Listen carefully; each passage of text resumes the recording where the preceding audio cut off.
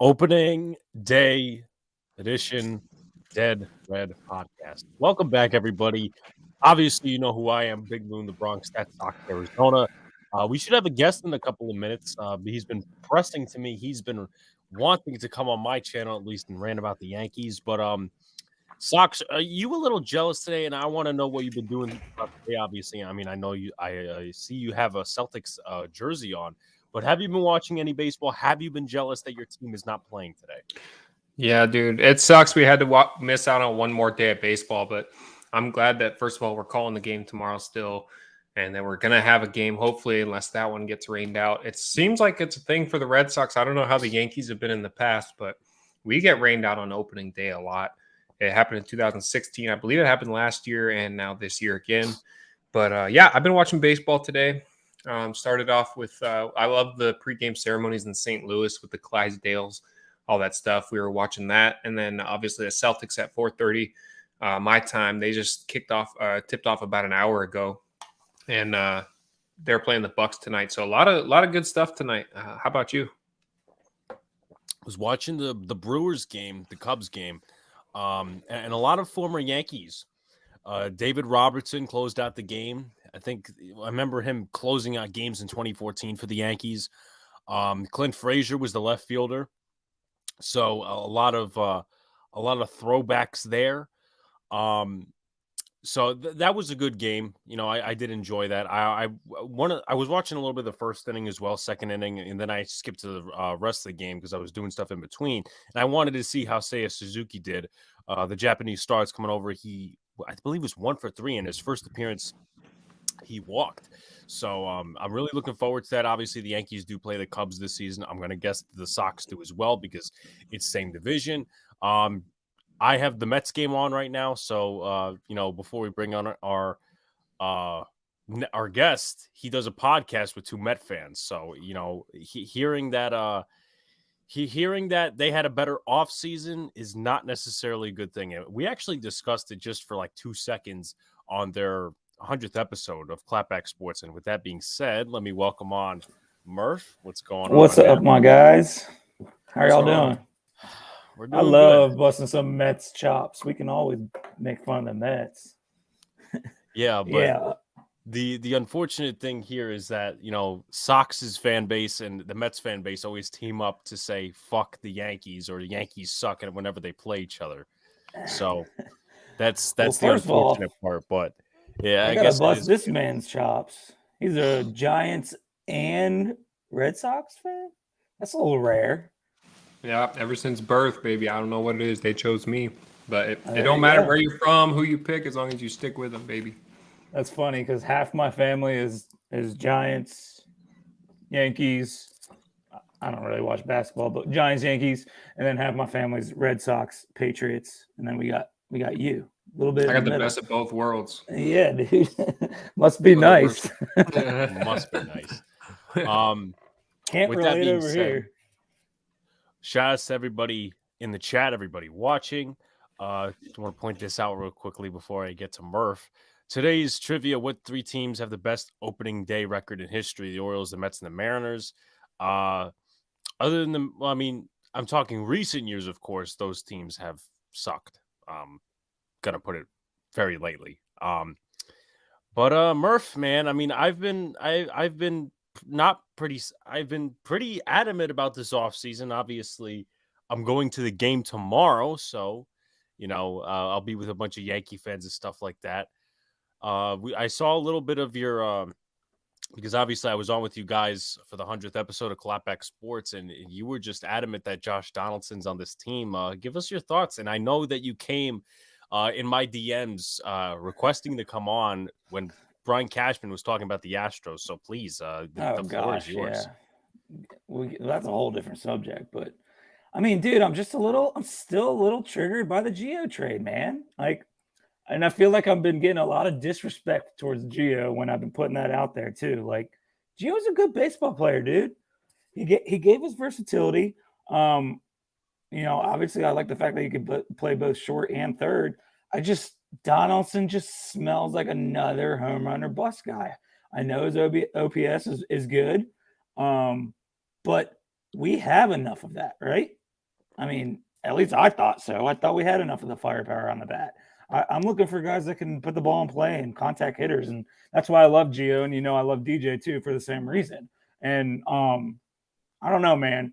I mean, I do like IFK. I'm not. I don't know. I'm just not feeling moving Gio. I'm just not feeling that. But we got to get rid of Gary. So I mean, actually, I wanted to kind of ask you guys, and obviously he's a Red Sox fan, but I mean, what's the deal at catcher, man? Is it Higgy's spot? It has to be, right? And then it has to be. I mean, he's been in the organization for like 10 years now. He's like 32 years old. And he's not necessarily a major league starting catcher. I mean, yeah, he blew up in spring training, but how much are we actually going to take out of that? Blew up in spring training. That's about it. Well, I wanted the them bat's to get hot, dude. The bat is hot right now, and that just doesn't. You can't really just not go with it, right? I mean, he's starting tomorrow, right? I would think. He's Cole's personal catcher. To be honest, that's something I don't have a problem with. When Cole came here, and he wanted to not have Gary catch him. I didn't necessarily have a problem with it. Other people did, but you know what? He's being paid $36 million. I think he has some leverage in this organization. But as for Higgy, I wanted them to go after Jacob Stallings. I kind of wanted them to go after Wilson Contreras because at least you have a set catcher. But they also traded for Ward Vet, backup catcher. He's injured, and they knew about it. Kind of like Luke Voigt, where he likes to pump iron, but also that's very bad because it's very injury prone, especially in today's day and age of baseball. And then they went out and they got Jose Trevino, who isn't bad. He's very good at framing. It's just the offensive numbers aren't there. And the problem I have, and I could see where the fan base is like, why not in the sense of, why did we get rid of Gary? I mean, Gary was better offensively when he actually felt like hitting and, barely running the base, running shit out on the ground, but that's a different story. But I could see where people come to a concern because, as you said, you look at this lineup overall, and we'll get to some of the stuff because Boone announced that Donaldson's going to be the leadoff hitter, which is not something that I'm very proud of. But you take a look at the lineup, at least in a sensible point, maybe the lineup I predicted last week, you have 6 all or nothing guys, in a row. You have Judge, you have Gallo, you have Rizzo, you have Stanton, you have Donaldson, and I'm missing one. You have fucking Aaron Hicks. I mean, shit. Well, that's 30, it. 30 Just seems like the Yankees want to continue to collect these big bat has-been guys, and all we do is we get rid of our young guys and our up-and-comers for proven bats that are on the decline. I mean, it's no denial that Josh Donaldson hasn't been great his last 3 years. I mean, he's aging out. I mean, and he's probably been in the league for 8 years now. I remember him probably longer than that. 2011, 2012 is where he's made his debut, and it's funny because there's a lot of different players. I think there's 5 players on the Yankees currently that were 2015 All-Stars. I mean, what does that say?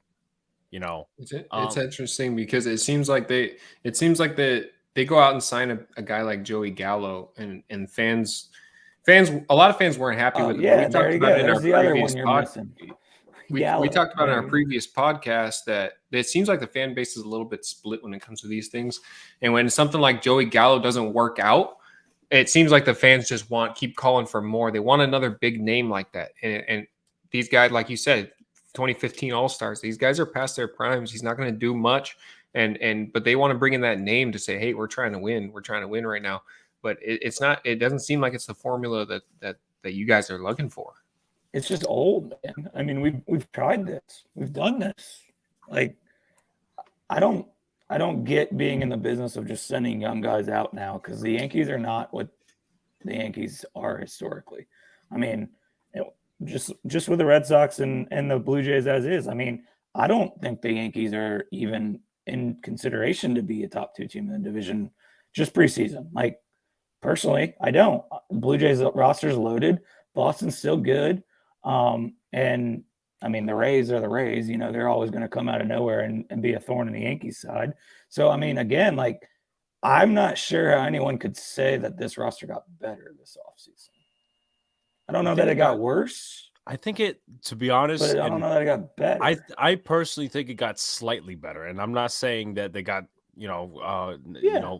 ton better, And, but and they you got know a lot slightly more better about because baseball than me, dude. hmm? You're way more into baseball than me. You know I'm a Giants guy at Well, heart, and this is my second love. So, I of mean, course. I'm gonna go with your word on this, but I just don't see it. I don't see it being a step forward to chasing a ring. I just see it as an offseason. But tell me why you think it's better. Okay. So, first of all, I do agree with you. I feel like and I predicted last week on our, before obviously opening day was rained out, because this was supposed to be our cleanup episode where we clean up what was supposed to, what was done on opening day. But I predicted that the Yankees would finish in fourth place behind the Rays, behind the Jays. I mean, the Jays obviously winning the division, but third base, to be honest with you, I don't consider it a total upgrade because, you know, I've had people say, okay, well, Donaldson, he's better offensively, but that's not what this team needs. They need contact hitters. They need guys to put the ball in play. They need table setters as well. And I mean, I'm not saying that, Gio Urshela is a table setter at the top of the lineup, but at least he provides some balance where it's not just six straight guys who go out there and hit home runs and, they don't do much else. So that's why I value Urshela. He's younger, and also he can still, and I'm not saying Donaldson, he showed in spring training, even though it's spring training, that he could still make defensive plays. It's just that I feel like it's going to be where Urshela can be better in the long term. And then Donaldson, he's 36 years old. And I think I'm missing the biggest point here is that they're carrying $21 million the next 2 years with Donaldson, when you literally could have upgraded, let's just say they went J-Ram from the Cleveland Guardians, they're now called, but the Indians, Jose Ramirez. Could have I just know the left Blue third Jays base were alone. interested.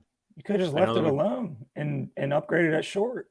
I mean, our man over here got our guy we wanted. I mean, I personally wanted Story. I know DJ LeMahieu wanted Story. But What I about would have Correa? been Did you want Correa? Were you one of those that wanted Correa? I would have been okay with Correa. I would have been okay with any upgrade at shortstop. I mean, dude, I'm different than I am with the Giants. Like the Yankees, I just want the Yankees to win. They're supposed to be my team that's supposed to be good every year, right? Like they're always preseason favorites. So I need them to pull through on that. The Giants are a whole different story. But I mean, it bothered me that we didn't get Correa. And deep down, and I know he said this earlier about me bitching about Cashman, but I know Cashman didn't even fucking call him after he cried about the Astros the other day. Like he probably didn't even give Correa a call, man. He's so butthurt over that World Series and the cheating scandal. Like he considers Garrett Cole not to be part of it. Whatever Garrett Cole knew about it, in my opinion. But I mean, something tells me they didn't even bother chasing Correa, and that right there bothers me. It's kind of weird what they're doing, though. And also, you talk about Cashman bitching about the Astros scandal.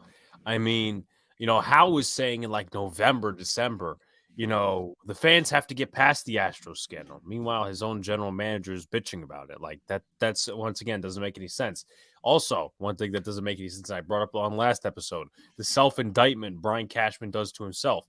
He said in November, we have latitude, we have money, we have flexibility. Then he comes in and says, well, we didn't sign these superstars because we didn't have flexibilities. All the contracts that we have right now.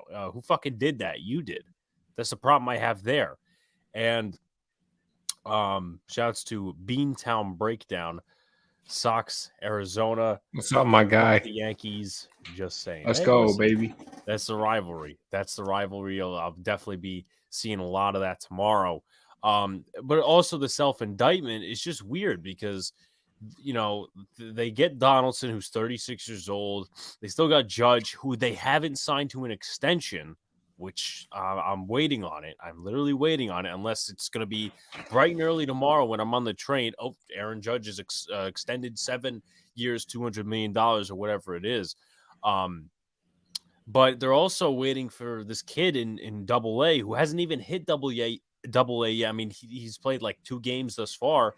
Anthony Volpe. I mean, he's so far away from getting big league at bats. They're banking on him and saying, "Oh, Isaiah Kiner-Falefa is a short term," and I think Kiner-Falefa is an upgrade over Gleyber Torres as a shortstop. I think he could be anywhere defensively, versatility, all that sort of stuff.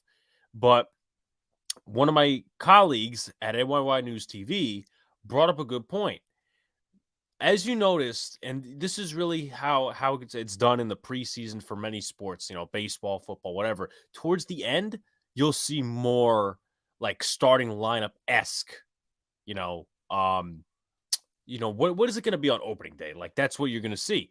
And then you saw Torres at shortstop, Donaldson leadoff. We saw Donaldson leadoff, and now that we got the announcement, does Gleyber Torres go out at shortstop tomorrow?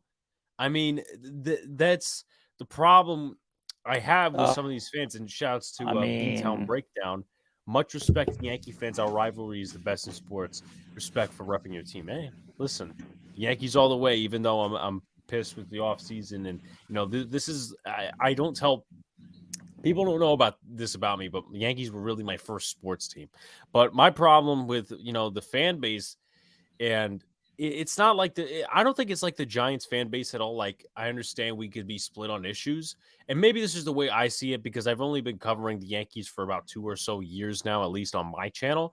But I feel like, in a sense, Giants fans can be united. Like you weren't there, but your guys were, Murph, at FanFest, where we had different opinions, all that stuff.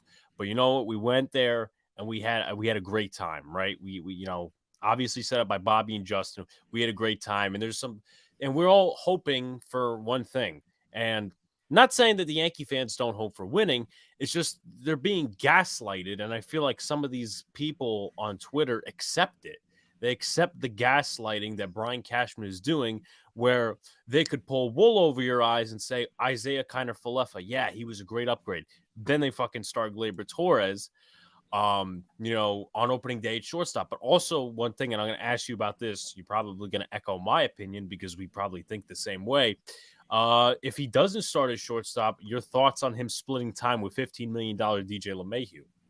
Well, now you got me all messed up, man, because I was wondering how DJ fit tomorrow. And first of all, I'm disappointed to see him not leading off, which kind of was like, is he like not in the lineup tomorrow? So you saying that about Gleyber starting at short is very interesting.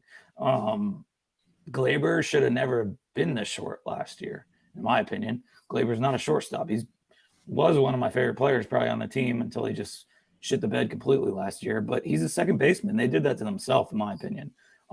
So if he steps out there tomorrow at short, that's going to be a little disheartening, man. Especially after you go out and trade for a shortstop. It's interesting though. I mean, again, like DJ, in my opinion, is one of our better players. And now he's like in the fold of not even being in the lineup. Something's wrong there. I just don't get this whole splitting players stuff. Like, there's going to be a lot of that this year because the schedule's so fucked up. So that I can understand. There's going to be a lot of blown arms. Like, so we better have minor leaguers ready to roll because there's going to be blown arms on every team this year with no break periods. I mean, especially relievers. But I mean, you were talking about the third base position earlier, and there was no reason to upgrade that position when you could just throw DJ over there. Right? DJ can play third, right? I mean, he could play third. He played My a little preference third last year. would be not to, but he can play third. He's very, he's versatile. But would you rather have DJ at third or Gleyber at short? I would rather DJ at third. Yeah. But, I mean, I feel you, man. That's tough. Are you guys not an outrage that you don't know who your shortstop's going to be for opening day? If I go to Yankee Stadium tomorrow and they announce the lineup, Gleyber's at shortstop, I'm not going to be a happy person. Yeah. I mean, I don't blame you. So Gleyber's bat's been like extremely hot, right? From what I understand, it's been a lot better. Spring training. In spring, yeah. Training. So, dude, I'd start DJ over Gleyber, man. A second. That honestly should be the obvious thing. I mean, it should be Rizzo. It should be Gleyber or Rizzo, DJ. What's his name? IKF. IKF, yeah. And then I guess Donaldson, obviously by default. But I mean, dude, they did this to themselves. That's the thing. Is like, yeah, for I sure, respect the position like switching thing because of the shortened season. But they would have done that anyway. So I'm not giving them credit for that because they did it last year. Yeah. Right? Like, shit, they did it with Rizzo and Voit. I mean, I don't know what they're doing, dude. And what it comes down to is what you and I didn't want. We didn't want this manager back. That was one of the biggest mistakes, but that's what makes it tough, and that's why you can't, in my opinion, you can't rely on these these young guys, and other than the bullpen, you can't rely on Volpe, you can't rely on Peraza because what's how are they going to be maximized to their fullest extent, their fullest talents? I don't think so, because Aaron Boone's the manager, because Aaron Boone is the puppet. That guy stinks. Yeah, secretly inside, Sox is probably dying of laughter, and I don't blame him. But what was I going to say? Damn, I've been saying it for a long time, man. Aaron Boone has got to go. I mean, he seems like he's just trying to be best friends with the players, and it can't be that way. He's got to hold guys accountable, and he doesn't, straight up. Shout out Beantown, man. Shout out Beantown Breakdown. I mean, yeah, that's something we've been bitching about forever, I'm right? so pissed about those 2 Super Bowls. I couldn't watch Sports Center for a month. Patriots fan. I'm still pissed DJ, you lost to the Eagles, bro. DJ at second base should be a no-brainer, but Boone has the IQ of a rotten stump. That's a good one. I like that. I mean, I'm not going to disagree with him. No, I mean, we don't agree with Sox fans often, but but at the same time, like, Boone's a yes man, so like it's kind of like the Giants. But like, he's shitting on his baseball name though. But like Brett Boone, Bob he'll go Boone. right back to ESPN, bro. Like, he'll be fine. Like, he will, but he will too. The problem is, and it's just like the Giants. There's way too much power up top, and they live in. And the Giants and the Yankees are part of a town that is all about business and all about money. And unfortunately, we have meddling owners. I honestly don't think it's as much. And once again, but I consider Cashman like on Hal's side, though. Where Shane and and Gettleman and Reese, I always considered them like the coach's side. It's just different for me. I don't know. Maybe I'm just thinking about it differently, but I always consider like Hal and Cashman in stride with everything. Yeah. Well, I mean, I'm gonna slightly disagree there because I feel like Cashman has the most power, and Hal lets him do everything what the fuck he wants. Because Hal, in my opinion, I don't think Hal is as cheap as everyone says. Like 250, 260, that should build you a World Series or playoff caliber roster. And then you have this roster. Like, what the fuck is this, right? Chapman coming back for $18 million a year. On a flip flop. He does every year. When you have Loizaga, when you have all these other guys. Let me ask you a question, and then I want to even out the conversation a little bit. Did you want another first baseman this offseason? Like, I wanted Freddie Freeman so bad. I mean, I wanted Rizzo back, so if we weren't going to get someone back, he had to be back for me. I mean, Freddie Freeman would have been cool. I'd rather have still chased the shortstop. That would have been my preference. Who else was out there? I think Olsen was. Olsen was out there. He got traded, right? He went to the Braves. We're in on every fucking trade talk, but I know we were kind of interested in that. But I mean, honestly, again, I'd rather just have chased that shortstop position. Going back to Cashman, though, man, like we talked about, I know we're jumping all over the place here, but he loves to give up his young prospects for fillers. Like, I liked Albert Abreu, man. I thought he threw hard. I thought he did well when he came in, and they just gave him up for a backup catcher, man. Like, all we ever hear about is the Yankees prospects, and then they just trade them. They might not pan out elsewhere, but there might be a reason for that. Like, it might be better in the Yankee system. I just feel like the Yankees, and they for some reason, Cashman loves these prospects. I feel like he stunts their growth because he keeps them too long. Like Miguel Andujar, 2018 runner-up Rookie of the Year. Right now, he's a depth outfielder in the minor leagues. Shit, he was playing first the other day, wasn't he? He was. He was. They're trying to play him all over the place, and I think we're a little too late in the ball game. I was shocked the Sox let Schwarber walk. I mean, you got I was Dahlbeck. too. You got, but Dahlbeck, that's the only reason. That's the reason that I don't know how long the story stuff was brewing. I don't know if they were going after him the whole time. I haven't heard much about that, but that's the only reason they let Schwarber go, because I knew that they knew they were going somewhere, and they know they got Dahlbeck in their back pocket. That dude's a stud. So, but I was shocked too. And to see him to go to Philly, he's going to do well for them. I mean, they got better offensively, just worse defensively.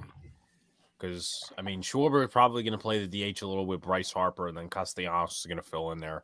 But my original prediction was, yes, Schwarber going back to the Sox. But real quickly, I want to play this clip because I think it's funny, and I get access to this clip. I mean, it's public domain anyway, but obviously Pete Simonetti, the NYY News TV, I was thinking of this yesterday. I'm like, you know what? I'm going to play it as a clip today. Aaron Hicks, by the way, hold on. Just give me 1 second. And okay, because I'm watching the Met game. I think Juan Soto just hit like an RBI double or close to it anyway. But what was I going to say? No, that was Ruiz. Anyway, Aaron Hicks said a couple of days ago on CC Sabathia and Ryan Rucco's podcast that this team's going to have some fuck you this year and that he's going to be a 30-30 player. 30 stolen bases, 30 home runs. Here's what Pete had to say about that. On what fucking planet, asshole?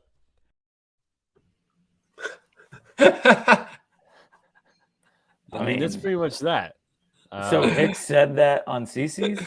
He said on CC's podcast, I'm going to be a 30-30 player this year, and this team's going to have some fuck you. No, fuck you.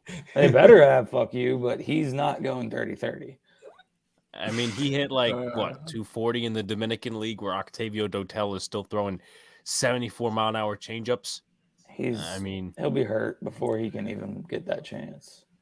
Yeah, I mean, my brother made the bold prediction yesterday that he's going to play over 100 games. I'm like, no. Wait, so I guess I'm drawing a blank. Who is the center fielder? Right now, it's Hicks right now. If he plays over 100 games, his average is going to be bad. Is LeCastro healthy? LeCastro's in AAA. But he's healthy.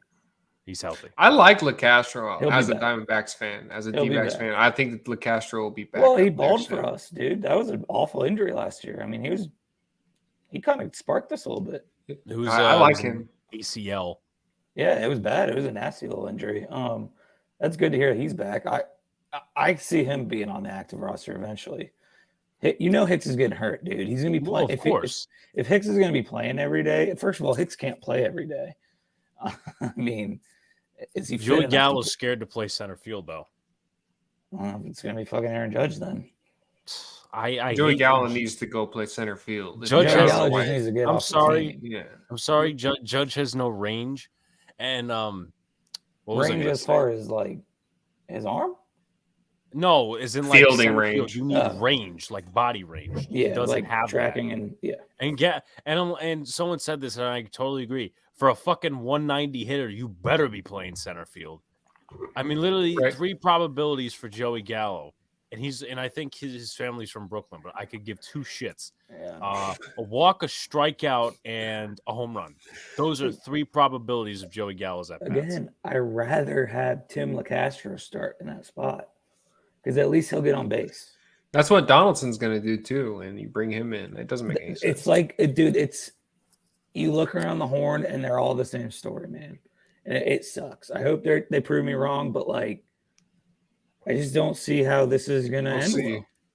And also on top of that, like these guys that we talk about being strikeout kings, they're also like injury prone.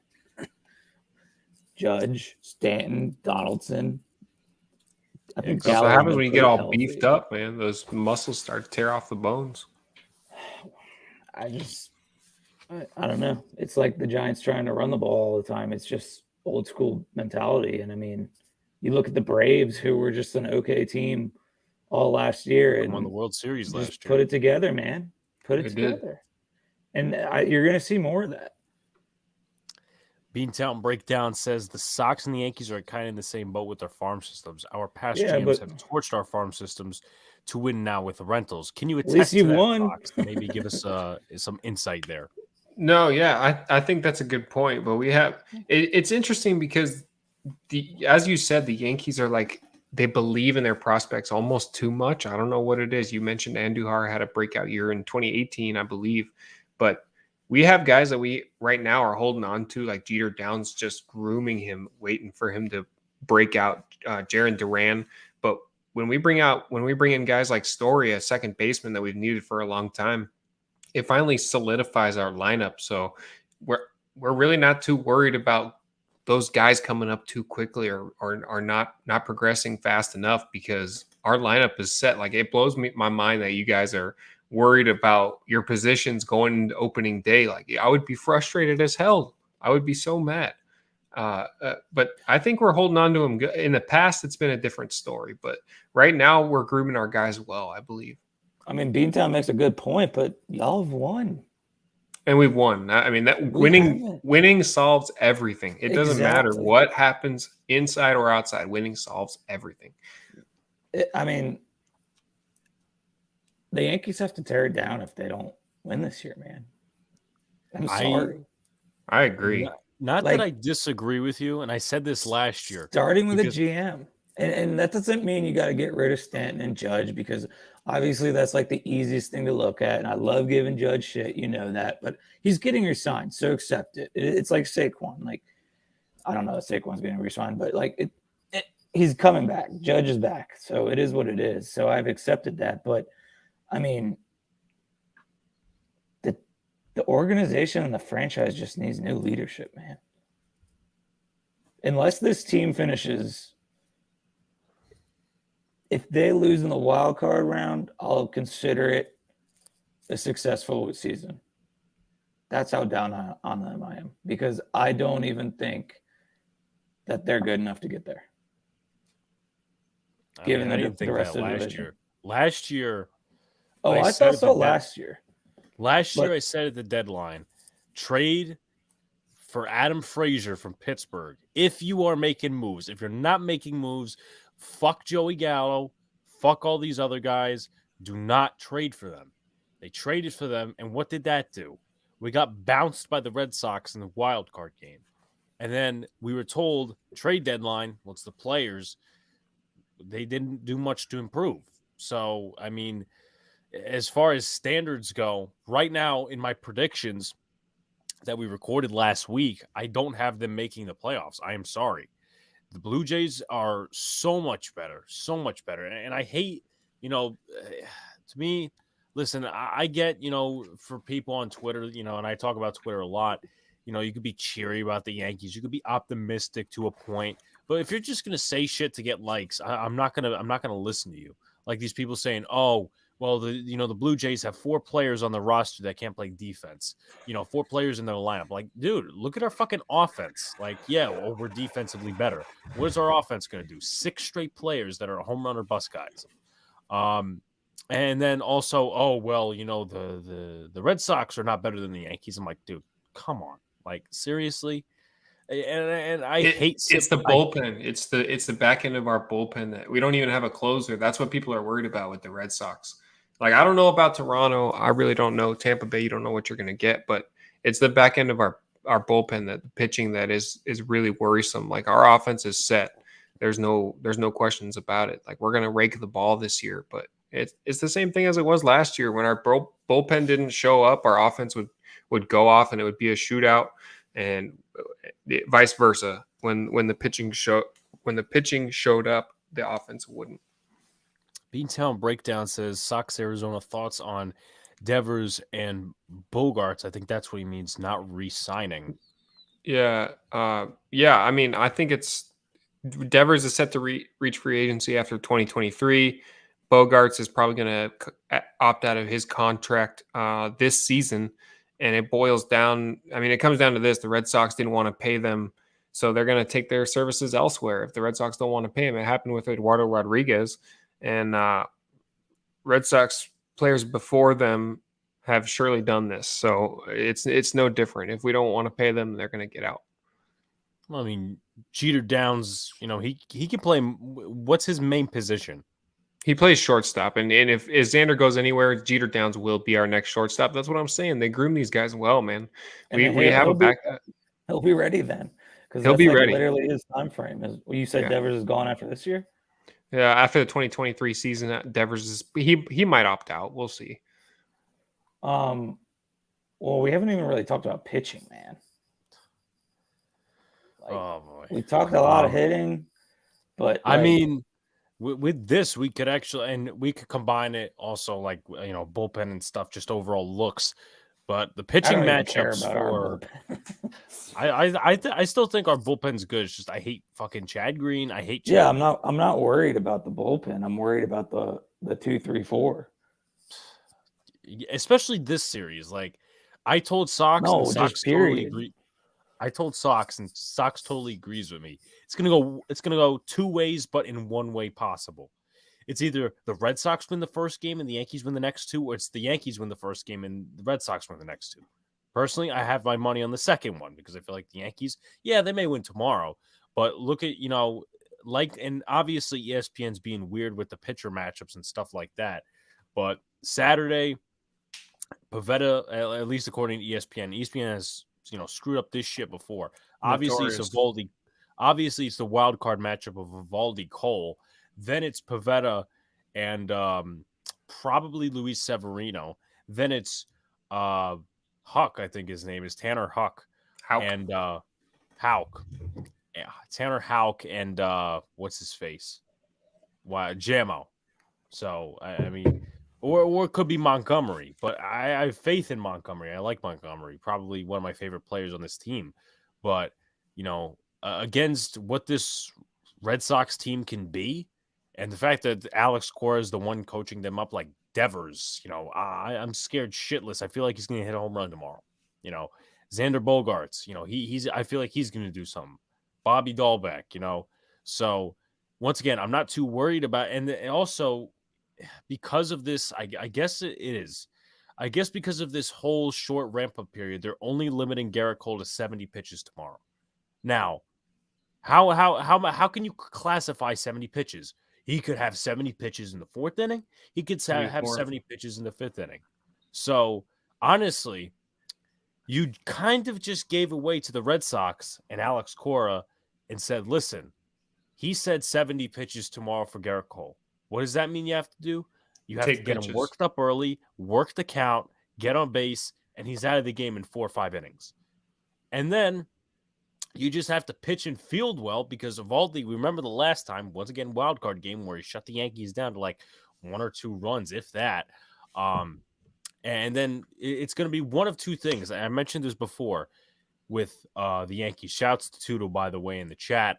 It's going to be one of two things. It's either those 6 straight players, in the lineup are going to be on fire and hitting like hell, or they're going to be garbage and not hitting at all or making contact. So it's going to be listen. Nathan Evaldi in 16 outings against the New York Yankees, he has a 1.03 ERA. The guy is absolutely unstoppable. So if there's any issues with him tomorrow, I'd be surprised. But the only thing is the Yankees at home openers, all time the Yankees are 79-39 at home in openers. So they're really good off that opening day energy. So it's going to be interesting. Evaldi, notorious Yankee killer.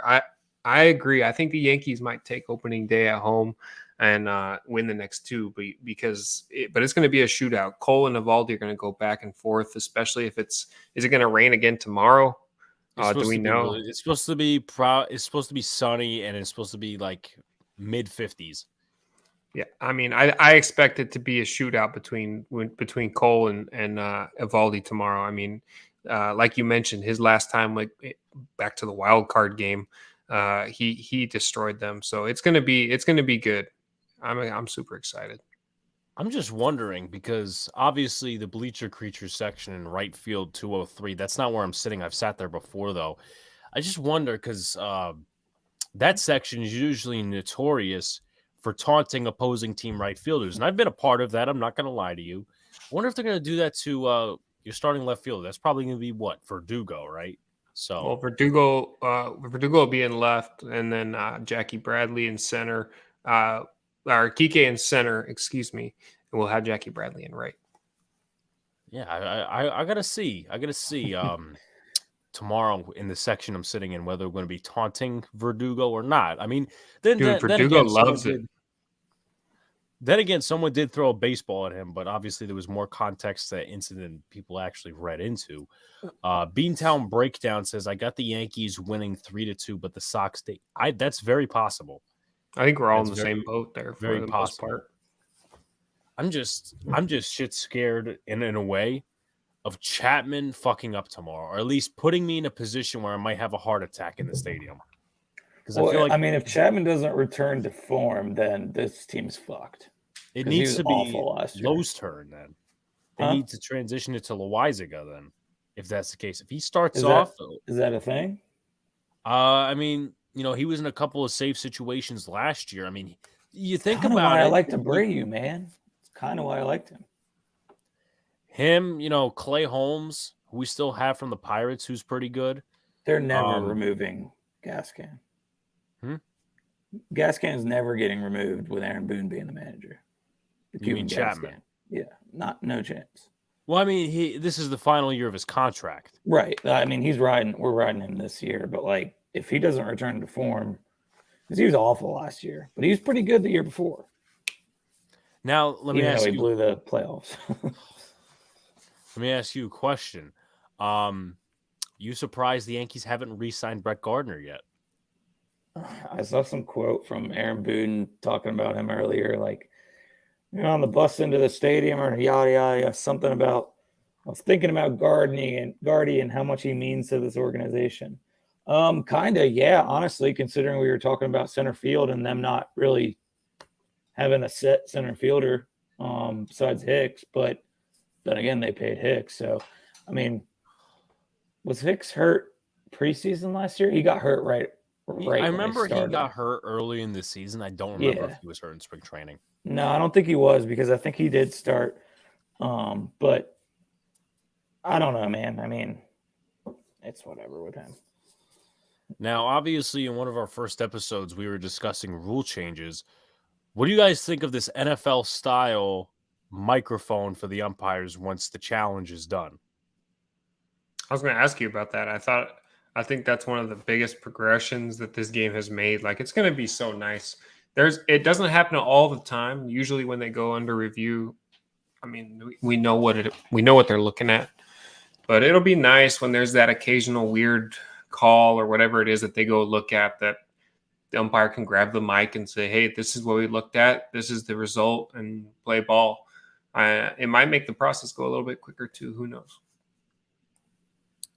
Anything to get fan engagement up, man. They need it. All right. Yeah, no, definitely. And I was going to ask you about this because I've had two sets of views on this, at least from a couple of different people. What do you guys think of them switching to Peacock and switching to these streaming sites? Does it grow the game or does it not grow the game? So I thought they were only are the Yankees on Peacock? They have, I think, Amazon 1 or 2 games, early games, as in like morning games on Peacock. 1 or 2 within the first 2 months, 3 months. So is it blacked out on the package then? Because I know if it's blacked out on the package, that sucks, man. I know they're blacking out the Amazon games on the package. Because there's 22, I believe, Amazon games, just Yankees, from what I understood. 22. I thought I saw they were playing 22 games on Amazon, and they're. There's also that. There's also Apple TV.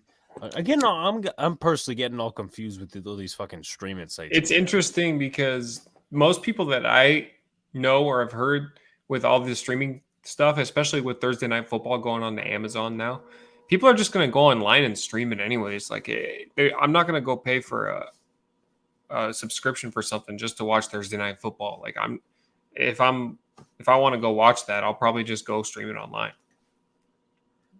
Right. I mean, people got illegal streams all the time. It's not, I mean, and you can just go it's illegal to broadcast it. I mean, you can just go on and it's not illegal to go and watch the game. And also, what was I going to say? I get anxiety when I'm trying to get streams and shit. It's just I'd rather just pay for it, but I feel y'all. Yeah, y'all. Back to Amazon. They have 22 games exclusive Amazon games only. Oh, that's crazy, man. Yep. First one's April 22nd. April 22nd. What was I going to say? The Yes team will be doing it, but it'll be on Amazon Prime. Yeah. What was I going to say? Apple TV. I think it's going to be. Maybe I heard this from a wrong source, but I think Apple TV is going to be free. Maybe really? It is. As I said, maybe I got it from the wrong source, but then somebody quote tweeted, it's like, then what's the point of putting it on Apple TV? It's going to be free and accessible. Probably the blackout restrictions. I don't know. Tuo says, Alex, our Italian Giants paisano in America, please, everyone listen to him and respect him. He's always right. Even when he's wrong, he's still right, everyone, because I say so. Of course, Tudo. And then Beantown Breakdown says, Thursday Night Football sucks anyway. You're not missing out. Come on, man. You're crazy. It's tough. It's tough with Thursday Night Football because they don't flex those games. So you can't they try to predict who's going to be good at what time in the season and whatever it is, but you can't flex those games. I mean, it sucks for fantasy football. But I do love Thursday Night Football, though. Don't get me wrong. Yeah, I do too. I mean, it's also the fact that it's also mostly divisional, so it's not as good as the Monday Night Football, right? And the Sunday Night Football, which I've been craving for the Giants to get on. I mean, obviously the last time they fucking lost the Browns. Dude, it's the Chiefs. I hate night games, bro. I hate night games because the Giants suck on TV, and then you wake up Monday morning and your fucking week sucks because the Giants pissed you off. Well, that's me. Last year was great. All of us every season. Well, yeah, the last 5 years. But last year, we had 2 night games. I think it was awesome. Thursday night and Monday night twice, so it was 3. Yeah, Chiefs and we got Chiefs, the Bucks on Monday. It was a close game, Kansas City, though. Yeah, it was. That was a good game. I was so sick. I literally never do I fall asleep during a fucking Giants game, of course, and I get so sick that I fall asleep during that game at halftime. I was so mad. Well, I mean, they lost, I guess that's kind of, that kind of taught you, hey, listen, later down the season I could sleep through games because that stretch of Jake Fromm and Michael Lynn was fucking horrible. Dude, yeah. I went to that Charger game when Justin Herbert threw the 75-yard bomb. I was at that game. It was incredible. This was the first year in 16 years I didn't watch a Giants game. Didn't watch one at all? No, I've watched every game for the last 16 years, and this was the first year I didn't watch every single one of them. Well, I mean, tough. It got that bad, man. It's like you're sitting there and you're like, dude, there's so much better football on right now. I mean, yeah. What was I going to say? The Bears game. The Bears game, that was the first game of January. I'm like, you know what? Turn this shit off because it was 22-3. And then I was watching the game where my brother was at, the Jets-Bucks game when Antonio Brown totally flipped out. And, the Jets blew it. They choked. So, there's I remember switching to that game instead of the Giants game. I remember turning that Giants game off and going. Many people switched that game. Yeah.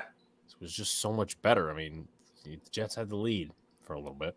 Beantown Breakdown says, I got season tickets. Those late night games are tough the next morning. Yeah, especially if you got to go to work. Yeah. Let's see here. Let's see what we could go over. Let's see. I think did we get enough into pitching maybe? Any concerns? I mean, my concern with the Red Sox bullpen is just consistency. Like everybody was banking on Ottavino last year. He never showed up.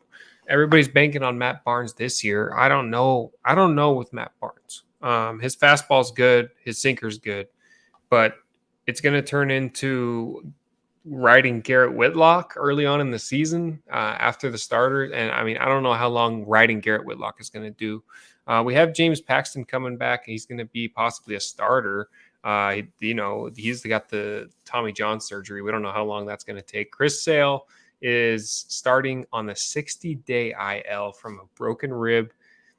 He suffered throwing a live BP session, and that's really hurting me on the inside. I made a video about it because I don't know when, and it'd be interesting to get your thoughts on this from the outside. Chris Sale coming back took way too long to come back from that Tommy John's last year. Now he breaks his rib. He's going to be missing 2 months to start the season. At what point he's supposed to be our ace? Do we keep our faith in him, or what do you guys think? I don't think you should have any expectations, to be honest with you. I mean, obviously, you think the rest of the guys are good enough to support us till he comes back? I mean, let's see. You guys got Walker. You got Rich Hill at the back end of the rotation. You got Evaldi. You got Tanner Houck. Like that, who at least I think is decent, at least from an outside view, if I'm getting my stats correctly and all that stuff. So I guess you could ride that. The problem is, I don't know if I think it's a two-way street here, because if you depend on Chris Sale and he screws you, you're not in a good position. And then if you don't depend on Chris Sale, and maybe Evaldi, yeah, he's good, but Houck is not as good, and Waka's not as good, and Rich Hill's like decent, but not where you want him to be. I mean, what can you expect for a fifth starter? But it's very hard for. I would just say, like I have with Aaron Hicks, and obviously two different players. I wouldn't say I have any expectations for him. When he gets back, I think that's back. fair. As long as you guys are winning, as long as you guys are doing your thing, however it is, maybe your hitting's doing good, your pitching, your bullpen, whatever the hell's doing good for you guys, just don't put any more. Don't rush him back. Don't rush him back. He needs to get back into his form. I don't remember the last time he's been fully healthy though. What was that? 2020? Well, yeah, he came back. It's supposed to be. He was supposed to come back at 110%. Like he was supposed to be 100% healthy when he came back last year. He wasn't the same. He had a really good outing in Game 5 of against Houston in the playoffs. He's still parts of himself, but it's just when he broke his rib in a BP session. You know what I mean? Well, come on. Did he like get hit with a ball or something? No, he was throwing too hard. I mean, he's 34 years old, bro. He's got 10 years of tread on him. I think he's still an ace. That slider is unbelievable. Oh, he's definitely still an ace, but you're going to get wear and tear on your ace when he's been around that long. Of course. The good thing for you is it's early, and a rib doesn't take too long to heal. You could probably even be a little bit more cautious with it if you're winning too. I mean, of course, that's what it was last year. Yeah, you come out of the gate hot. I mean, you don't have to rush him back, but just looking at his stuff, he hasn't really like been himself though since 2018, though, right? Oh yeah, the last time 100%. He was really an all-star, got any Cy Young awards. Was he hurt? I think he started the All-Star game. Yeah, he had Tommy John surgery. Okay, so that was 2020. Gotcha. He was supposed to have a big 2020 year, but I mean, but 2018 he came back pretty damn strong after Tommy John. Yeah, I mean, shit, we almost went to the World Series last year, so that's interesting. I just wanted to get your guys' thoughts on because as a Red Sox fan, we do put that expectation on him, not necessarily me. Like I really do think the rest of the guys can hold off with Evaldi. I love Evaldi. I think he can do a lot. Rich Hill he's older now, but he was making guys look foolish in spring training. Zach Greinke. He is good, man. Y'all have Rich Hill? Yeah, we signed Rich Hill. I like that. And Michael Wacha is a good signing. Like these guys are good, man. I just, Red Sox fans are putting a lot of pressure on Chris Sale. So I agree. I don't think it's time to rush him back at all, especially because it's early. And I get the whole mantra of putting pressure on him because he's the ace. But, I mean, if I were to put Garrett Cole in those shoes, I wouldn't expect him to have, like, the same sort of year if he just Tommy John breaks a rib. I mean, Severino pitched, like, 10 innings last year, and people are already propping him up as the 2 starter. Like Murph was saying, he's not so confident in the 2, 3, 4 guys because they haven't been healthy. I mean, Monty, he's been healthy. That other than the Tommy John, which I think he had 2, 3 years ago, Tyan's never been fully healthy. Never stayed fully healthy in a season. Severino's pitched 10 games in the last 2 years. So, and when a lot of these starters that the Yankees develop, in AAA, like Heel and Clark Schmidt and all those other guys, they end up being bullpen guys because the Yankees have some just issue with developing guys. They always turn into relievers, and this goes back to, I think, Jabba Chamberlain, too, because he was supposed to be a starter, a new relief pitcher. And then also Phil Hughes, you could say, for a little while there. Who's the dark horse team this season?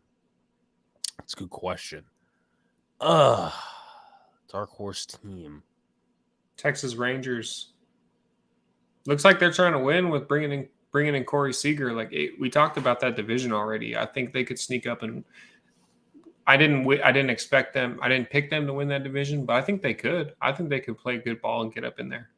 I don't know if they play tomorrow or today, but I'm really looking at Seattle. I think they play it in like 9:40. I'm really looking at Julio Rodriguez. I feel like that team could, do some things. Like right now I still have my bets on the Astros to win that division, but I think the second place, like the Mariners, will win that division because I feel like, Jared Kelenic gets a second year. Adam Frazier's there. They just acquired Jesse Winkler. So they're making some moves. Maybe it's not the sexiest. They also got Robbie Ray, the Cy Young winner, replacing Kikuchi, who was a fly ball pitcher in Seattle. So, I mean, in terms of a dark horse team, probably the Mariners for me. We're both going in that division. That's interesting. Yeah, and you need good pitching. I mean, I don't think the Angels are going to be much of anything. Like, yeah, they got another pitcher in Syndergaard. Like, what's that going to be? I don't have faith because I think their owner's cheap, and they're not. Yeah, you need good pitching. I think their offense will be good. It'll probably keep them in a lot of games. We might be surprised by the Angels too, but in that division, it's like that we could be surprised by this team and that team every single year. But that one's tough. That's a top heavy. That's a very top heavy division. You got a sleeper team, Murph? Not too much of a dark horse because their division sucks, but the Twins are loaded, man. Loading up to roll. Them and the Tigers is going to be interesting to battle for second place because, like, I find it really interesting because, for two different teams and that they signed their players to extensions within the last week. I forgot about the White Sox. That's right. Jose Ramirez. They signed him to a big extension in Cleveland. But is that team really trying to win? Probably not.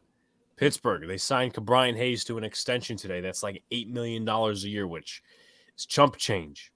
They going to do anything this season? No. So, second place, I mean, it's going to be real interesting once again. Twins and Tigers, I mean, the Tigers got Baez. They got Eduardo Rodriguez from the Red Sox, as Sox mentioned. I forget who I had in my predictions to go in second place, but it's going to be a tight race there. I don't think either team is going to make the playoffs, though. I don't think either team is going to make the playoffs. I think it's just going to be on the tip of the iceberg of making the playoffs, but, giving them a little hope because of the extended playoffs. I got, I think, 3 teams from the East, 1 team from the Central, and then 2 from the West, at least according to my predictions. Now, I'm going to ask Sox this in a second, but Murph works with a bunch of Met fans on Clapback Sports. Do you think the Mets are the real deal this year? No, I don't. I think Mets fans are just as delusional as Yankees fans, man. Obviously, DeGrom and Scherzer love what they did there, but clearly that hasn't worked yet because DeGrom's hurt, and we'll see if Max can get over this hamstring. But that's a vision, man. I mean, the Phillies are loaded. And again, the Braves just won the World Series and possibly got better. Is Acuna back yet? Acuna's back, yep. So, I mean, the Braves are probably maybe better, possibly, with Olsen there. Still a good team. Who else we got? The Nats aren't going to be anything. Who am I missing in there?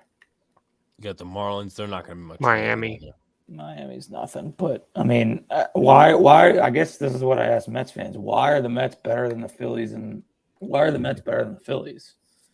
I mean, in my opinion, they're not. And big questions in the bullpen. The Braves as well. I mean, the Braves have Damn, the fact that they're running back I think kind of helps them. I mean, yeah, they lost Freeman. They got Olsen, who's younger. I think Murph just popped out there, but I'll finish my point. I think his Wi-Fi was breaking down, but I like the way the Braves are running it back. I don't think they're going to be as good as last year. Sorry, dudes. No problem. But the Mets, I mean, and I say this about a lot of teams. It's going to be interesting because you notice a lot of teams nowadays they rely heavily on their bullpen, like the Tampa Bay Rays. Analytically, it's always good to have a good bullpen, and Buck Showalter's a good manager and all. It's just, are they going to actually go as far as their roster warrants? DeGrom's out. Okay. Scherzer, he's not. He's injured right now. They had Tyler McGill starting this game. Chris Bassett, I think he starts tomorrow or Saturday. So it's really, in all honesty, without saying this as most casual as possible, can the Mets get out of their own fucking way? So for them, they didn't really help their bats either. No, they didn't. But last year they had their 4th losing season in 5 years. They did spend 100 days in first place in the NL East. Chris Bassett's going to be there. Did they play today or did they play tomorrow? They're playing right now. They're playing right now. Oh, yeah, you're watching the game. My bad. So what's the score in that game? It's 0-0. They got a runner on first. Corbin's at 59 pitches in the top of the 4th. Eduardo Escobar's up at the plate, 2-2, 2 outs.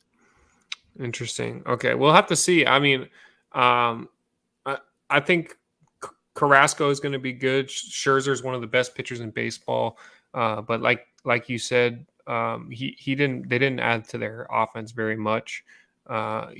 Scherzer spent half of 2021 in Los Angeles, so we'll see how he is in his first full year. So I don't think they're any good because that division's too good. The Braves are going to go back to the playoffs probably, and like Murph said, the Phillies are going to be really good. So that's going to be a tough division all of a sudden, and I just don't think they can keep up, honestly. I'm rooting for Joe G. I'm not rooting for the Phillies though because the Philly fans suck. So that's just the way I feel. Well, it's kind of like I like Buck Showalter. He's the man, but I'm not rooting for the Mets. Yeah, of course. But you take a look. I mean, they added Marte. I would have added Marte. I wanted the Yankees to get Marte as like a leadoff hitter other than DJ LeMahieu. Didn't do that. They get Cano back, who actually is hitting next off PEDs. I don't know what the Met fans' expectations are for him because he's coming off PEDs, but with PEDs, you can age actually, what was I going to say? And now Pete Alonso just gets thrown out at the plate. So, Mets fashion right there. He was looking chunky the other day. Maybe it was just how many outs? This is the 3rd out. Oh, okay. Well, at least they're pushing with 2 outs. I think he was safe. Let me take a look. I think he gets his hand in there, but I'm getting ready to watch this Diamondbacks game. I'm excited to see if they can do. Who did they play the Padres, right? No, they are playing. Excuse me, I can't remember, but I was just excited that they're playing. Yeah, it's because I'm looking at game day and it says they played the Padres. I thought maybe you're right. I thought the Padres were at home. No, yeah, it is San Diego. Because I was gonna go to. I live here in San Diego. I was gonna go to the stadium's only about 20 minutes away from here, so I was gonna go, but I didn't know they started on the road. So they open against the Braves in exactly 1 week. So I'm gonna go to that game.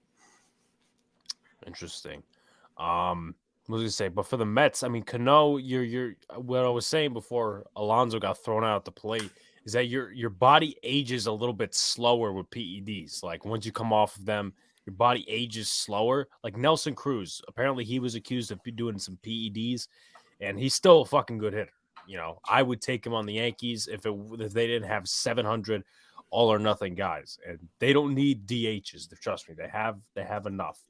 Mark Canha, I mean, he's a decent guy. He doesn't really put up the greatest offensive numbers. Like last year, he hit 231, 128 strikeouts.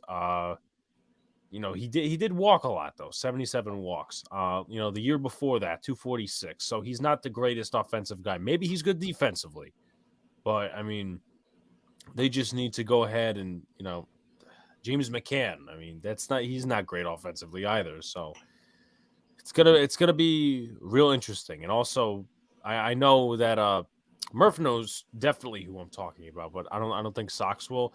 And I very rarely listen to WFAN or all those other sports radio networks and stuff like that. But I was listening to WFAN when I was driving today, and what's his face? Evan Roberts was mad that Cano was in the lineup, but Dom Smith wasn't, because Cano's coming back from steroids, and Dom Smith needs a chance to actually do something. I mean, I'd be pissed too because they're apparently trying to trade Dom, so I'd be showcasing his ass too. I mean, that would have been just a horrific deal for the pot. No, actually, it would have been a horrific deal for the Mets because they would be taking on Hosmer, Emilio Pagan, and $25 million that comes with Eric Hosmer's dead carcass. I mean, he's not. And we had a Padres fan and a Padres content creator on a Monday talking about opening day and all this other stuff, and he said that the most hated guy in the fan base for the San Diego Padres is Eric Hosmer. So, I mean, you don't Eric Hosmer, a couple of years ago with the Royals, and he's just completely fallen off. But I guess to check around the scoreboard in terms of the MLB, Cleveland lost against Kansas City in Kansas City by a score of 3-1. Let me just Andrew Benintendi had an RBI, so did Nicky Lopez and Bobby Witt Jr. I think that's his name. Yeah, I'm excited to see what he's doing this year. And, of course, probably one of the only known players on that team, Jose Ramirez, did have an RBI double. So, there's that. In terms of the other games that happened, obviously Arizona and San Diego is set to kick off. Same thing with Houston and LA. I don't know. Is Syndergaard actually starting that game? No, he's not. It's going to be Ohtani. What was I going to say? Murph, do you buy all this Ohtani hype? Do you think he's as good as everybody suggests, even though he plays two positions? I mean, he's not bad. I think the Yankees would like to have a player like him for sure. I don't know that he would have been great for New York, though. It's probably good out there in California, nice and quiet for him, Yeah. Remember when he came to the Bronx last year and just got completely rocked? That is a good point. That is definitely a good point. Cincinnati is actually beating Atlanta right now by a score of 3-1. Let me just check. Ohtani played in big games in Japan, though. I think he might be good in a big market. Well, I mean, LA is traditionally Anaheim's not, though. Anaheim's quiet. Not, no.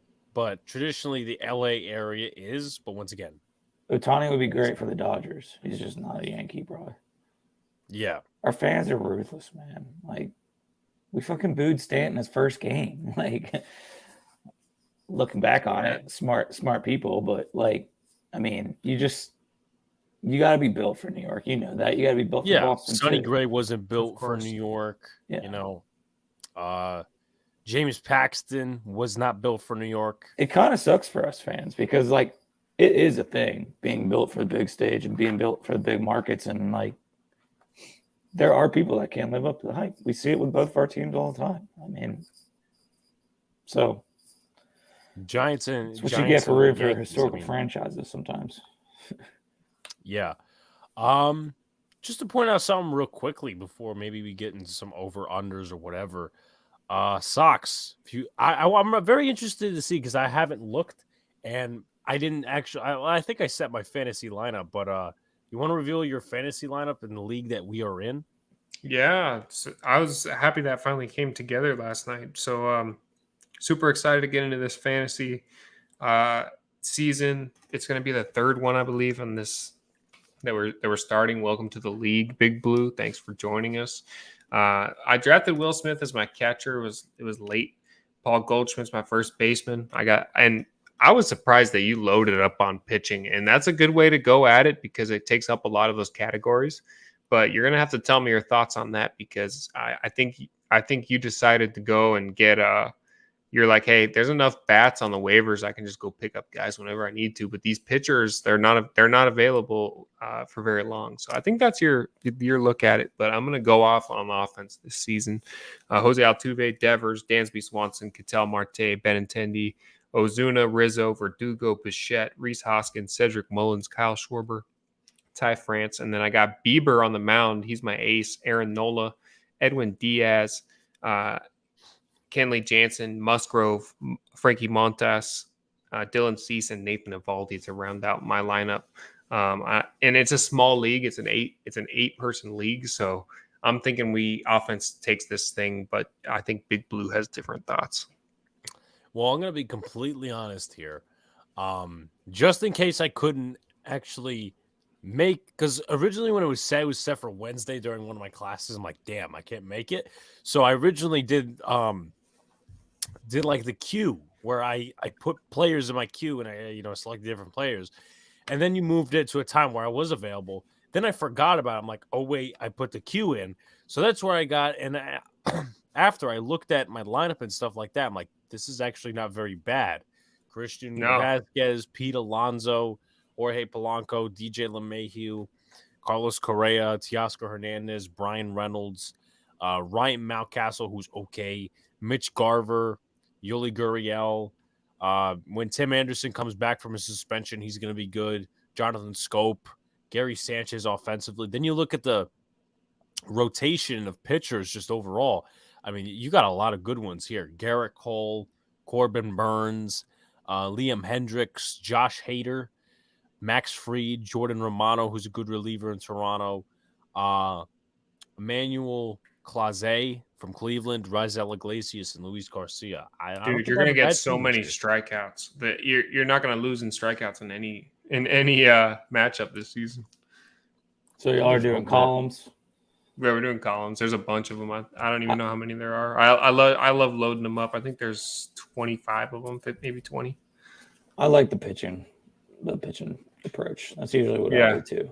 Neither one of y'all loaded up on closers, though. I always load closers because people always want to trade for them. Hader's a closer, I believe. Well, yeah, you have Hader, and you said you had Diaz. Yeah. I got Edwin Diaz on the back end. Oh, yeah. Yeah, you're right. Hader's a beast. Yeah. I got Kenley Jansen there. He chokes a lot, too. Yeah, but he's also is he still on the Padres? No, he was on the Dodgers. Atlanta. Now he's in Philly. No, he's in Atlanta actually. So he will get help. Well, boys, I've had a blast with y'all. I gotta head out of here, but thanks for joining us, man. Hey, and go Yankees. But now, for real, I really don't have an issue with the Red Sox. It's weird. Like, I like baseball, but like I don't care about the teams. Like, I just want to watch baseball. You don't have a rivalry issue except like your own fan base. Like, I don't like. There's no team in baseball that I like hate. It's interesting because I do hate the Yankees, but it's literally just because as a Red Sox fan, you have to. Like, I think it's awesome that they're so passionate for their fan base. I think it's awesome. And being a Giants fan, it's not that bad. The rivalry is not that bad to me because I'm a fan of a New York team and a Boston team. I just love the game, man. We're all in it together. You know what I mean? It's a different energy for me walking into MetLife Stadium than it is to a baseball game. It's just right. Like, I don't get like pissed that I do get pissed at the Yankees, but I don't like get like fear. Like, the Yankees aren't going to ruin my day. The Giants ruin my day. Yankees will never ruin my day. The Giants will ruin my week. Yeah, for sure. But that also comes with the fact that they only play once a week. So yeah. I have a lot. You're saying it's a lot like more valuable of a season, I guess, when you only have 17 games. Right. Very true. Two quick things to say before Murph gets out of here. Now I just forgot what I was going to say. It was something along the Yankees. Oh, I had a teacher in 6th grade that was a Red Sox Giant fan, but also a Celtic fan and also a Notre Dame fan. So, really? They just and like also, the Celtics and Notre Dame because they were Irish. Yeah. Probably. and also, Damn it, I didn't lost have y'all to because again. I moved at the time. I think Murph is crapping out possibly, but I'll continue. And then a biology teacher who I would have had. Sorry, Let me just. You're good. I get. And then the biology teacher who I would have had if I stayed in Pennsylvania a year more was also a Red Sox Giant fan. So, So I not guess I'm not alone. I haven't met anybody else but I guess you have, so that's cool. Well, people in what, like, I feel like Northern Jersey, a lot of times are Giants, Red Sox fans. yeah. Like northeast or northeast Jersey, I guess, because I have met a couple as well, and they're usually from Northern Jersey. But Before I say that one more thing, I want to point this out, and I kind of want to get Murph's quick thoughts on this. Robinson Cano may not like the player, may not like he did PADs. What did he do that Joey Gallo doesn't? Hits against the shift. He bunted again. He does not have speed anymore. He bunts against the shift, gets a base hit. We talked about it in the podcast, man. I that's why I'm a big fan of the shift, because you should be able to do it. And if guys want to beat it, they should bunt the ball the other way. It's as simple as that. you have a point. Makes it more fun, right? Like, I mean, It makes it way more fun. It's I mean, like- it's if we're trying to make this game more interesting, then exactly. Well, I run an adult league, adult co-ed softball league, and everybody bitches at my 3-run home run rule. So if you or three home run rule. So if you hit 3 home runs, every home run for the rest of the game's an out. But if you're that good and you're hitting 3 home runs every time you come up to bat, you should be able to put the ball in the play anywhere, right? that's fair. And Like- especially in a softball league where you can like kind of have those co-ed kind of rules, softball you know. league. Like, Yeah. people get pissed about it all the time, like, oh, we're not going to win because we can't hit our home runs. And it's like, well, get better, dude. Yeah, true. Try to direct No, I that agree. ball. Baseball is a game. Baseball, softball is a game of adjustments. Yeah, But that's right. with that being said, Murph, hope you come to NOY News TV Day in June. Would love to meet you in person if you're willing to spend the Yankee money. Yeah. I just, you know how I am right now. I'm so down about my sports teams, but I do want to make it up to the Bronx. I'll definitely be seeing them when they're down here in Baltimore. But You live in Virginia or Maryland? Virginia. And But I usually go when they come to Baltimore. I was It's going to pretty. say the guy Pete, who obviously I played the clip of, he also lives in Virginia, so he'll be going to a lot of Yankee Oriole games. Oh yeah, I mean Camden Yards is always Yankees South. It's always all Yankees fans. So, but they jack the prices up when the Yankees come to town. So you can go to an Orioles game for like $10 any day of the week, unless the Orioles or Yankees are coming. So, but I appreciate you guys. Nice meeting you, Sox, and good luck this weekend. And I'd love to do this again. I'm sure I'll be raging about something with the Yankees. We'll probably see you soon, man. Nice to But- meet you. Go Sox. Yeah, boys. And, Go Giants. have a good, yeah, go Giants. Giants as well. All right, Hopefully y'all. we do. Well, Have a good one. Peace. I'm assuming we'll be doing. I'm assuming we'll be talking Giants eventually. Like At some I point. imagine that this podcast will its feelers will go out. It's not going to be just Yankees, Red Sox at some point. I Yeah. have a feeling. Because I mean, what was I going to say? During training camp, it's going to be the All-Star break. I mean, we're not going to be talking, who's going to win the home run derby and who's going to be doing this. And if somebody We has might. a I Giants mean, question. hey, we might. I mean, if somebody has a Giants question, we'll definitely Yeah. be willing to answer. But before we probably we could get out of here and watch baseball for the rest of the night, do you have any bold predictions for the Red Sox this upcoming season? I'm not a big fan of those, but for the case of having a podcast, why the hell not? Like I just don't like going into it with expectations. Huge because expectations, that's fair. No, that's fair. I just like to see how it plays out. It's like a reality fucking TV show, But the way I look at it is the Red Sox just have to stay competitive. Like they've shown that they want to go and win. In 2018, I don't want it to be just a single one fluke. I want this quote unquote dynasty, whatever you want to call it, to continue. So my only expectation is to compete, man. When you're out of a ball game, go in there and show that you want to come back. The Red Sox had the most come from behind wins last year in the MLB. So I just continue that process, man. And they almost made the World Series. So go in there and the biggest thing is the back in the bullpen. I'll say it time and time out. Matt Barnes is going to have a big year, but I expect them to win 95 games. And that's all I can say.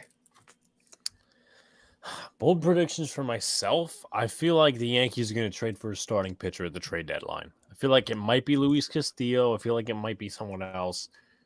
That's in terms of the Yankees. Of course, my biggest bold prediction is Blue Jays Padres World Series, which would be the ultimate buyer's World Series.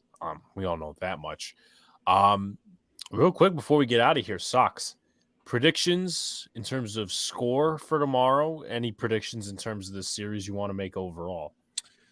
Yeah, I mean, I took a couple notes about opening day. It's rare that the Yankees and Red Sox play on opening day. It's going to be only the fourth time in the last 30 years that this has happened. So it's going to be a spectacle. 2013? 2013. Opening day. It was Lester and Sabathia. And it's going, like I said, it's going to be the fourth time in 30 years that these two teams have met. The Red Sox had 92 wins last year. Like I said, I want them to go up and over 95. Opening day last year was not fun. We got swept by Baltimore, and I want to just turn this thing around, man. Opening day is such a special thing. I'm glad you're going to be able to go and witness it. Watch out for Aaron Judge to have a big game. He's hitting 420 at bats against Nathan Eovaldi in his career. DJ LeMahieu is also hitting 400 against him, though he might not start, I saw. Devers has 3 career home runs against Cole. Like you said, you think he's going to hit a home run tomorrow. I think Rafael Devers might have a big day. Xander Bogaerts in his career is hitting 238 against Garrett Cole. Kike hits 455 against him in his career with a home run. So just watch out for these guys to have a big game, man. I think the Sox offense is going to play well. Garrett Cole, obviously a hell of a pitcher on the mound. We'll just see how he feels. It seems like you can tell how Garrett Cole's going to pitch from the first inning on. So the other thing is, we mentioned it earlier, in 16 outings against the Yankees, Nathan Eovaldi has a 1.03 ERA. So watch out for him to have a big day. Garrett Whitlock is going to be the reliever for him most likely. So we'll see if he can hold on to it. And I'm looking for possibly a 5-1, 5-2 Red Sox victory tomorrow. Okay. Happy opening day, Big Blue. Yeah, I mean, I'm 0-1 when I go to opening day. I'm 0-2 in terms of getting rained out. So both my opening days have happened on a Friday, at least I can recollect. It's going to be fun tomorrow. I have the Yankees probably winning something like 3-2 tomorrow, and then the rest of the series probably just not do well. They play, I think, 7 o'clock on Sunday, and I think they have an FS1 game on Saturday, whether it's 1 or 4 or 7. But I do have the Yankees winning tomorrow. Next 2 games, I have them losing. And it seems like that it's been that way for like another team I saw this year. Like the first time I saw the Knicks, they lost. Second time I saw the Knicks, which was this year, a couple of days ago, they won. So, and, you know, maybe with the Yankees on opening day, they lost against the Astros a couple of years ago when I was there. Maybe when I'm closer, you know, they win. Unfortunately, due to me being me doing fasting on Fridays, I can't have a chicken bucket, but I can have some other stuff. So it's going to be very interesting. They've also added a couple of different things to the menu there, which I wouldn't even go for at all. Halal food and all this other stuff like cart food. I'm like, you know what, just keep it simple, keep it a chicken bucket and all that stuff. But I do have the Red Sox winning this series, and then I think the Yankees, they face Toronto afterwards at home, so that's going to be the kitchen is hot, Big Blue. The heat is getting turned up in the AL East already. I feel like the Red Sox series is going to be, I don't think it's going to be a verdict of how the season's going to go. Like, I'm not going to say, okay, the Yankees, you know, lose the next 2 games, you know, they're going to be a bad team this season. But I feel like If they get off to a bad start within these first two series, it may just see how they face these teams in the AL East. Like obviously they don't face the Rays for a little bit, but these two teams, the Jays and the Red Sox, like it's going to be harder. And I'm not going to go into it because this is not ESPN or anything. There is obviously harsh and strict protocols in Toronto. So we're not going to see Judge. We're not going to see Donaldson in Toronto. So that's what's going to make it harder. So make the most out of it when you're at home. And that's what the Yankees have to do. And I feel like on opening day, if Garrett Cole is good, Eovaldi will be good. If the Red Sox line up like Devers and Bogarts hits with power, I feel like that some of those 6 players for the Yankees will hit with power. Donaldson maybe. Maybe Judge hits a home run, trying to prove that he's worth a contract extension. Same with Giancarlo. I feel like it's going to be that way. But I don't think there's going to be a hot start. I think it's going to be 3-2 Yankees tomorrow once again for the rest of the season. Actually, the rest of the series, not the rest of the season. Hopefully, we don't lose to the Red Sox for the rest of the season. That would be. Don't want last year to happen again. That would be a total gaffe. But yeah, that's how I have it going. That last 2 games go to the Red Sox. With that being said, obviously, also shouts to Jeffrey, Jamestown baseball commissioner, and everybody else in the chat. I will be coming on tomorrow, between innings probably with this. Hopefully they don't kick me out with this headset because I can just plug it into my phone and you won't be hearing wind and all that stuff. It's actually, it looks cheap, but it's decent. I'll be giving, the update from the stadium and stuff like that. So with that, when do you want to come on? What innings do you want to come on? Or do you want to do just hit me up and we'll bring you on whenever? Just pop in. Thinking between the top of the second and the bottom of the second. I think that's one. Between the bottom of the fourth and the top of the fourth, or bottom of the fifth and top of the fifth, I'm thinking like a solid 3 or 4 times. Then maybe at the end of the game, because afterwards we're going out to eat, which is in like Little Italy in the Bronx, kind of. That's kind of like where I think Little Italy kind of started. So I will have time. I could come out and put on a headset and basically just give my thoughts. So that's the way that's going to work. And even though for a lot of the time we'll be solo, please, Sox does a good job with the commentary and stuff like that. And I also will be vlogging. Last time I vlogged, obviously the Yankees, they won. It was against the Indians, now called the Guardians. But a lot of good stuff. We didn't really go the full hour 30, 2 hours, but obviously baseball's on A, B. We didn't really we did, but we didn't expect our teams to not play today, and we would have had a lot more coverage for you guys had those teams played today. But it's gonna be fun. It's gonna be real fun. Obviously, we'll have a full week of baseball next week to discuss on Dead Red, and it's just gonna get better and better every week, and we're gonna expand and we're gonna do. As I said, in Sox says all the time, what podcast is giving you Yankee Red Sox, every week, right? And whole AL East, right? Nobody's doing it. So, no. Sox, if you want to give any final thoughts before we sign off here. Hey, man, it's been fun. Baseball tomorrow, guys. Please join me and Big Blue. He's going to be at the stadium probably a few times. And we'll be live 10 a.m. Pacific, 1 o'clock p.m. Eastern. Let's have a hell of a day, man. Sox need to go out there and beat the hell out of the Yankees. I've been saying it for a long time. Opening day's finally here. We had to wait one more day, and it's going to be so much fun. Shout out Tony Clark. Thanks, Beantown Breakdown, for being here. Jeffrey Jamestown, baseball commissioner. It's been a hell of a night. Let's enjoy the rest of it, watch some baseball, and we'll get back at it tomorrow, man. What was I going to say? I don't know what I was going to say, but hopefully tomorrow, now I remember, hopefully tomorrow, at least once, and I understand I'm not too confident in my team this year, but hopefully when I go there for my first Red Sox Yankee game, the Yankees can win, and I could yell, a bunch of muttering things at Boston fans. Everybody makes fun of New Yorker accents, but trust me, Boston accent I believe is more harsh, and it doesn't make any sense to me. But I mean, if the series does go well, and even though Sox isn't from Boston, he's Arizona. Obviously, that's why his name is there. I will be making fun of the accent if I come on. If the Yankees do come out, take 2 of 3, or take the whole series. But we have to have all that. The burners are on, man. Tomorrow the games really count. It might get hot in the kitchen. Yeah, it's gonna get hot in the kitchen. It's gonna get hot over here.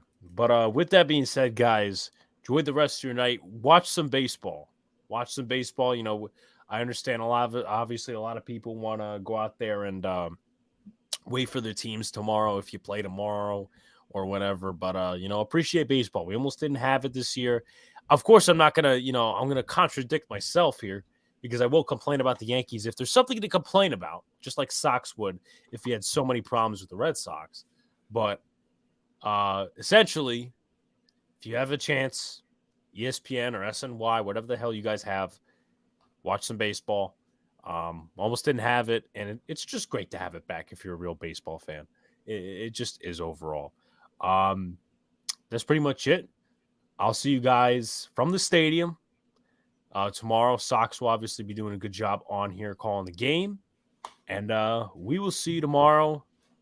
Go Yankees. Obviously, he's going to say go Red Sox. Go Red Sox, baby. And we'll see you later.